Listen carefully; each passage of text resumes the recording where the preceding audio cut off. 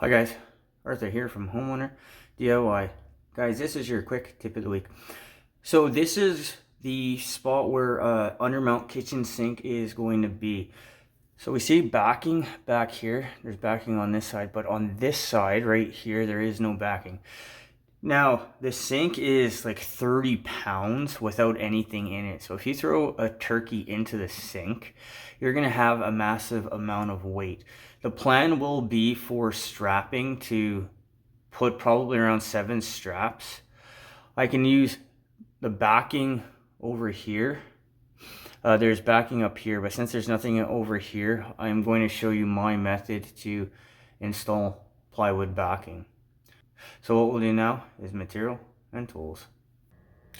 All right, this is the material and tools list for this job.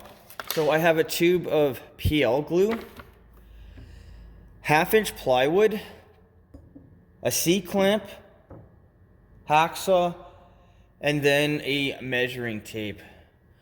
This is all I need for material and tools on this job. So let's install this backing. All right, so this is the sink that is going to be installed. So measuring off the side, it's 1.25 inches. So the cutout is 23 and a half, 23 and 7/8. The inside from here to here is 23 1/4, which means a little bit here will be showing. Now from here to here is 1.5 inches. So it's more like going to be something like 1 inch. What that means is the plywood has to be the absolute minimum 1 inch further back. All right, so measuring off 1 inch. That is the absolute minimum that the plywood needs to be back.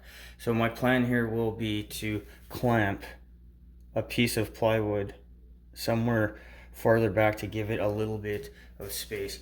And then measuring underneath, about a 21-inch piece will need to be put into scab all the way across.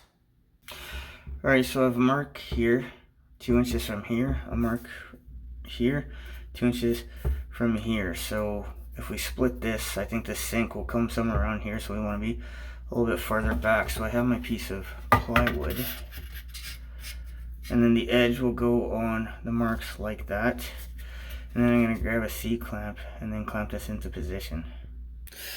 All right, so I decided to put 2 clamps instead of 1. So what I'm going to do, this is going to be my piece, and then I'm going to put PL glue along this here. Now, for this piece of plywood,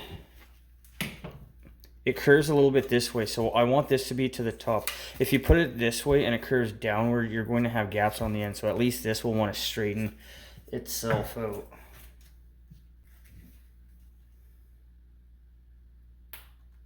So be liberal with the glue. I like to stay about 1 inch back from the edge of the wood, because once it gets compressed, the glue is going to want to squeeze outwards. And I think it's just better if you have a nice clean edge instead of seeing the glue coming out the side between the countertop and the plywood. But this is cosmetic and it's entirely up to you. All right, this is all now ready to go. So I'm going to put it up. I'm going to turn it back and forth just to distribute the glue a little bit. And then we'll come back once I have the C-clamp, one C-clamp on.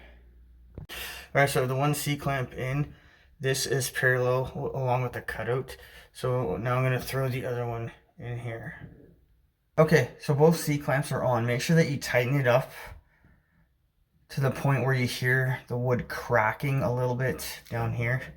Then you make sure that there is no play, it's not loose.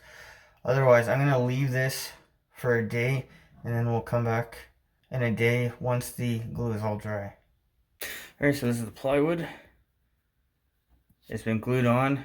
Everything is good to go. So what I'm going to do is I'm going to install the faucet, and then I am going to go ahead and install this big beast of a sink. And this here is going to support the right side of the sink, and hopefully everything will work out. So when it comes to putting backing for an undermount sink, the way I learned was take a piece of plywood, PL it, clamp it, leave it for a few days, and then you'll have something solid to brace to. Guys, that's your quick tip of the week.